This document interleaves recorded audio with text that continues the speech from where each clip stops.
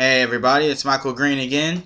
Here we're going to actually make the UI for our volume calculator.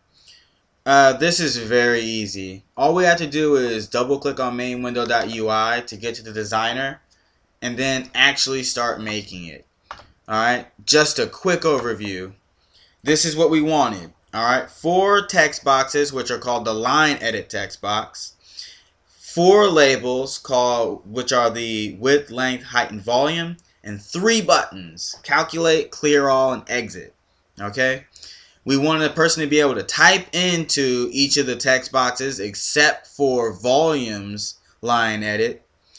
Alright, and we want the calculate button to calculate the product of the 3 in the left text box and output its result in the right text box.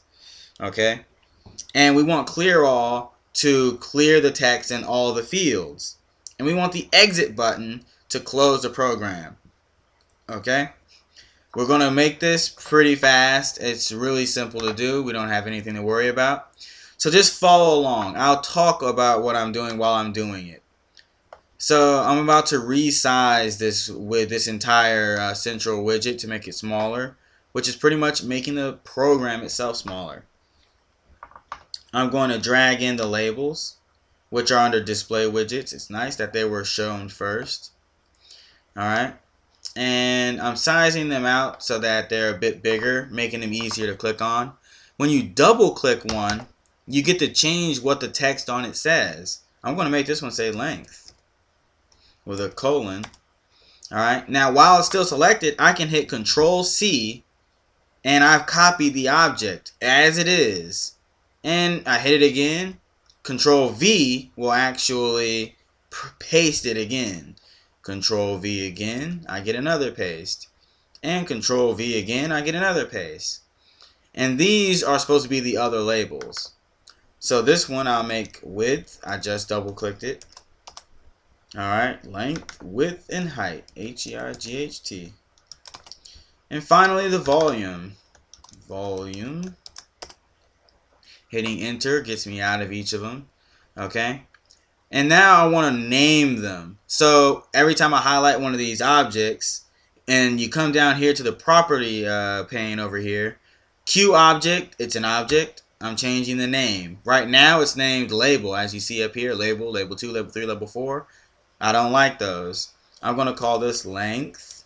L-E-N-G-T-H. And then capital L-B-L for label. That way, I won't exhaust the name length between things that correspond to length but aren't actually length labels.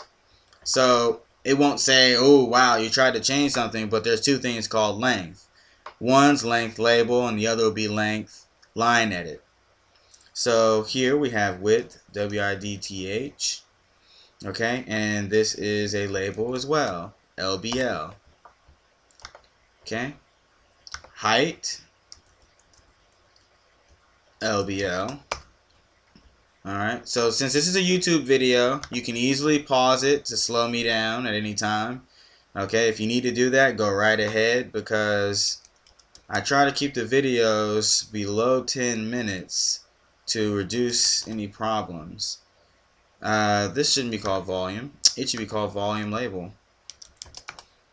Next, we want to get line edits. Nice for us, the input widgets are right here. And the line edits we can start dragging. So here's the line edit. I'm going to size it up. Alright, because I want it to take up more room, really. I'm just trying to fill this thing in. I don't want it being too empty looking. And the Q object name is line edit. We're going to call it length, L-E-N-G-T-H. L-E for line edit. Alright, that way we won't confuse anything else. Alright, and it's just good practice. So I clicked back on this item so I can hit Control C